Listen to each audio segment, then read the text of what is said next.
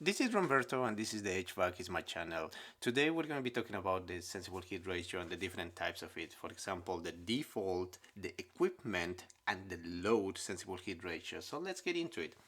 So we're going to start with the definition. So the definition indicates that the sensible heat ratio is actually written as SHR.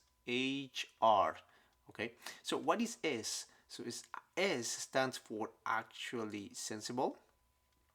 There we go. H is heat, and then R is ratio. So as we remember, the most important parts in HVAC are the three components. Those are the total, the sensible, and the latent heat. So in order to define that, we need to write the formula. I'm going to write this formula actually in green about that. So let's do this. What is the total heat actually? So the total heat, see, the total heat equals to the sensible, here we go, sensible plus latent. So we're saying sensible, latent, and total, and of course all of them means heat. So the total heat is going to be equal to the sensible heat plus latent heat, and the sensible is going to take care of change in temperature, as we saw in other videos. So change in temperature, it's just to remember, there we go. And the latent is going to account for humidity. Okay, so together they make the total heat. Or say that if we have a 2-ton unit outside, we're talking about total heat, right? So that accounts for change in temperature and humidity. Now, what is the sensible heat ratio and why that is important? Because the sensible heat ratio is indicating how much of that total is sensible and how much of that total is latent. It could be explained in a percentage wise. For example, this is what we have on the right side is a manual J report. So along the different pages, we have different percentages. So we're going to put that in pink. How about that? So there we go. We have this, which says the 86% sensible heat ratio, and this is actually from an Energy Star certified home. So this 86%, and in a manual J we have these reports of sensible, latent, and total. We have in here another part of manual J which says 83% sensible heat ratio, 83% actually, but that's going to be for the equipment. Then we have the cooling equipment, another part that says sensible heat ratio 0.86, and another part that says 0.70 sensible heat ratio. So that's the reason actually I made this video, because there are a lot of places where sensible heat ratio is written, and that's why we're going to put this in order. So that's why we're starting with the definition, and the definition is that. So let's take this example actually. Let's see this 86% sensible heat ratio and what that is. So let's write this on this side, and that's going to be 86%. There we go. That actually indicates the following. 86% says that 86% of this is going to be sensible heat. And this is redundant, but this is also important. Sensible heat establishes or indicates the change in temperature as above. And now 14% is going to be latent, because that's the rest, right? There you go. So the sensible heat ratio is how much sensible there is in the total heat.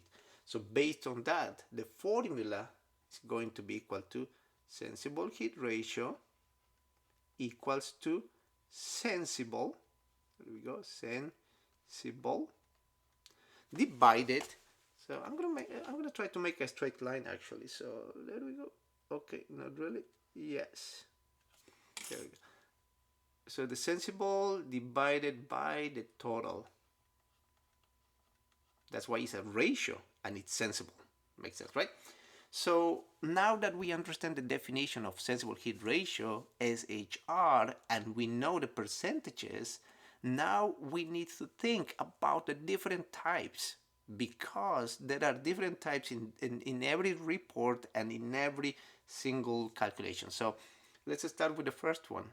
What is this actually? The first one says 86%, and 86% indicates load sensible heat ratio, and that is usually written as J sensible heat ratio. Let's put that in pink, so that way we're going to be able to notice that. So that is the JSHR. Okay, so this actually comes from a manual J calculation or a heat load calculation from the house or a commercial building or in a residential building. So let's put that as this. So the J sensible heat ratio is going to be the short of manual J calculation, okay, which indicates pretty much sensible plus latent. See, sensible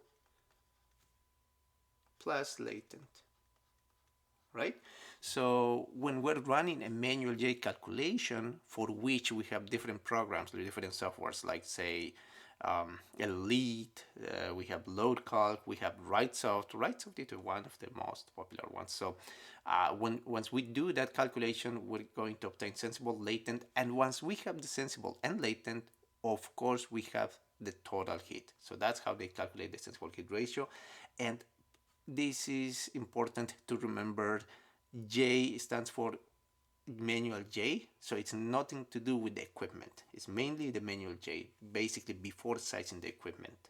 Okay, so in that case, we're gonna make a very quick calculation to understand this better. So if we go to the right side, again, we're gonna put in here in pink. So this is actually, that part is actually the sensible.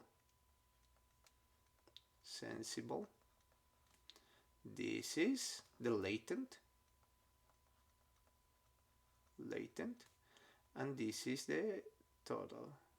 So let's say this total heat. Okay, capacity, total heat. All right, so if we want to calculate what the sensible heat ratio is, this is not the equipment, this is the load, because we're talking about manual J heat load calculation. So the sensible heat ratio is sensible divided by the total. So sensible divided by the total would be the following. So we're going to put in here J, see, J sensible heat ratio is going to be equal to the number here. What's the sensible? The sensible is 21,809. So that's going to be 21,809 divided by the total. What's the total? The total is going to be 25,445. And if we do the math, that's going to be equal to, there we go, equal to 0.8567. Okay, so that's in a decimal way. And if we want to express this as a percentage, that's going to be 86%, which is pretty much what we have in here, 86% of sensible heat ratio. Okay, so now, since we have that, we have different kinds of sensible heat ratios. So in order to explain this a little bit better, I'm gonna put this as a first start. So let's put this in pink, and this is first start. First start is gonna be my first class. The second class is gonna be the coil sensible heat ratio. And what is the coil sensible heat ratio? Let's put that in here as a pink. So pink, there you go, CSHR. All right, so that's going to be a 2-star.